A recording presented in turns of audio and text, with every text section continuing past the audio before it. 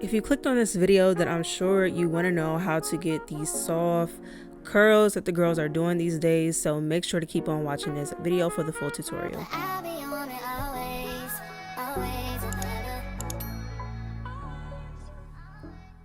So I have done plenty of wig installs on my channel, so just know that this video will be mainly a styling tutorial, but this is how I prepped everything up before getting into the styling. I did tint the lace on this unit. I slicked my hair back, no braids. This is the wig straight out of the box. It did come ready to wear, pre-plucked, pre-styled, and pre-bleached. I did go in and pull some of the hair out of the hairline to make it more natural. If you guys want to know how I create a more natural hairline, go check out that video. It is the last video I posted on my channel, and we did do a glueless install with just using spray. So now that we've gone over everything that I did before getting to the styling, let's go ahead and get into it. So the wig came with the middle part already done. I wanted a deep side part. This is how the girls are wearing this style, so that's how I wanted to go ahead and do it. I am a middle part girly and I normally don't do side parts, so this was different for me, so I just wanted to switch it up. Doing this part, you are going to want to go in a U shape. This is not a straight side part, it's a U type side part. And rule of thumb for me is I just kind of part it a little bit above where the arch of my eyebrow is, and that's pretty much the perfect spot for me. And so that's kind of a guide you guys can go by. I don't know why I stopped using my Sebastian shaper, but we are back using the Sebastian shaper, and I realized today that I have missed her, or missed him, whatever you want to call it, because the spray is so good. I don't know why I stopped using it, but I've been using that for the entire install because it just works better. And me personally, I don't like wax sticks. I think that they cause too much buildup, so I use them in caution. So majorly I'm just using the spray.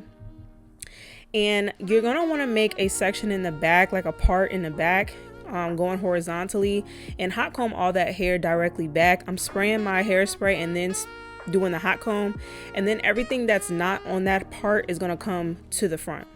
I did go ahead and part the hair in sections vertically across the bang area, and then flat hot comb. I don't know why I want to say flat iron. Hot comb. So I went ahead and hot combed that so the wig would lay flat. The parting and hot combing this top part is essential, y'all. This is like the most critical part of the install to me, so the bang is laying exactly how it's supposed to. So I went in sections so the hair wouldn't be nice and flat, and then once we're done, we are going to hot comb all of this hair towards the front, so we have that face heavy bang in the front, right? So I have my hot comb on 395. I never go higher than that because it gets that burnt smell, just so y'all know. And everything I'm using is on my Amazon storefront, including my hot comb, and it does go up to 500 degrees for the people who like to use their hot comb that hot. But this is what I was stating when I said you are now going to go ahead and hot comb everything to the front. So I did do everything to the side, and then we're coming to the front with it, and this is what's going to give you that lay with the hair laying in your face. You have to do all this prep work to make sure that it's sitting how it's supposed to. I guess what a better word would be train. We're training the hair to lay how we want it to. So pretty much we're going for that sew in look, that sew in type style. And then I went down the front and cut on a diagonal some face framing layers, and I'm going in as well in random sections and just going down on a diagonal and cutting layers. I like to start where my chin stops at, like right at the chin level, and then I continue to cut down on a diagonal for everything, the face framing layers, the side layers, the deep cut, everything. I just like to start at my chin because it gives me enough volume to where it looks fuller. In my opinion, it's the perfect little sweet spot. If y'all want a more detailed layering tutorial, I already have one, but I will make another one if y'all want one.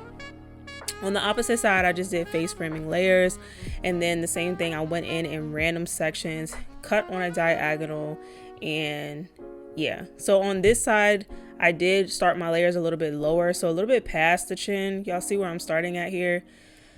Just because this side is less like bang, so you don't need all that volume and all that. I wanted it to lay flatter, right? So after I've done all that, pretty much done, we're just gonna go in and touch up the curls. I'm using my Hot Tools ceramic curling iron. I found this at TJ Maxx, actually I found it at Marshall's a few years ago, and I lie to you not, this curling iron curls better than my T3. I hate to say that, but it just curls perfectly to me. I went back to using the ceramic, but yeah, no baby hairs on this look. Real natural, real cute, real straight to the point. Make sure to watch all the way to the end of this video so you guys can get my honest opinion of this unit.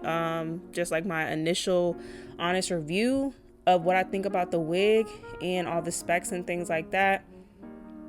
But as far as cutting layers, I feel like it's a lot easier when the hair is already curled. I normally do not cut my layers after. I normally cut them before. But I like the way that this came out, and especially for a beginner, or if you're not used to cutting layers and you're trying to get better, curl your hair first, then cut the layers, because then you can see exactly where the hair is sitting at, and if you want to do more, or if you like where it's sitting at. So yeah, keep on watching me continue to do the curls, and then come back for the review of the unit.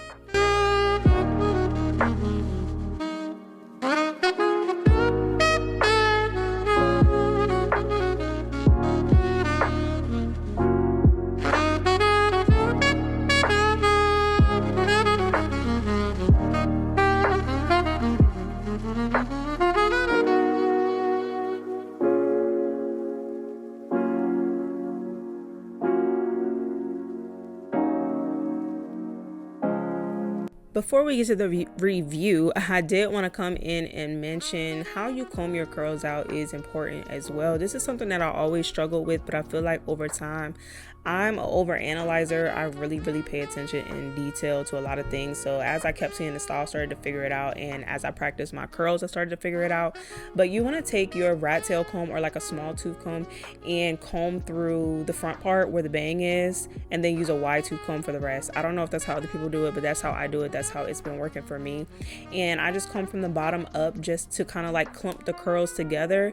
And if you curl your hair correctly, y'all, going away from your face, like under, it will sit perfectly. And that's what it did. It looks more like curls / waves, like a loose look. It is perfect. It looks exactly like what I was going for. So hopefully you guys learned something from this tutorial. I hope that it was informative for you.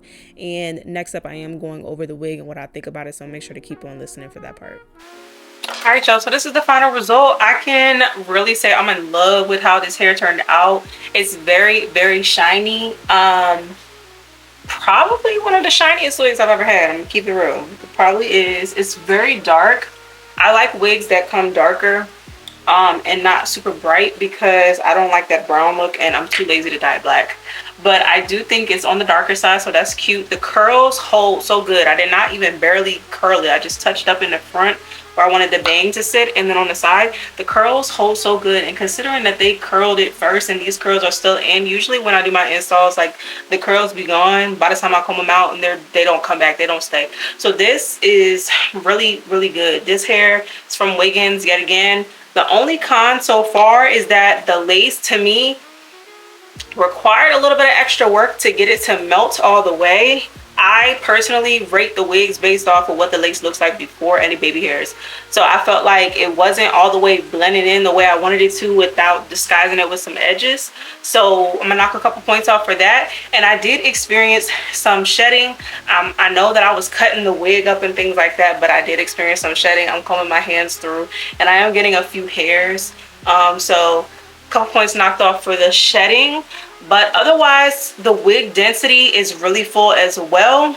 So I like the density of the wig. It's not thin, it's not boneless, none of that. So I'm going to give this wig an 8 out of 10. Just for the fact of the little bit of shedding I'm getting and the lace, because I don't know what the shedding is going to be like long term. But as of right now, it's good. I think your stylist would love this wig. If you got this wig for an install, they would love it. They'd be satisfied. They'd be happy. It's not too much work you had to do. And also, let me mention, the wig fit. Okay, the wig fit. I have a big head. I did not have to maneuver the lace. I didn't have to finesse the lace. I didn't have to do anything to it. It fit, and I was able to do my natural hairline. And yeah, this is the end result.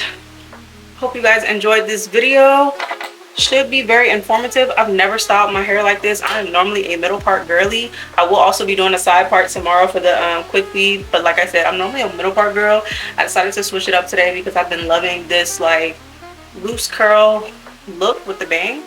But in high school, I used to be just straight up side part, so I guess I'm going back to my roots. But yeah, look, y'all let me know what y'all thought about this video. And leave me a comment down below on the hair, and I'll see y'all in my next video. Bye.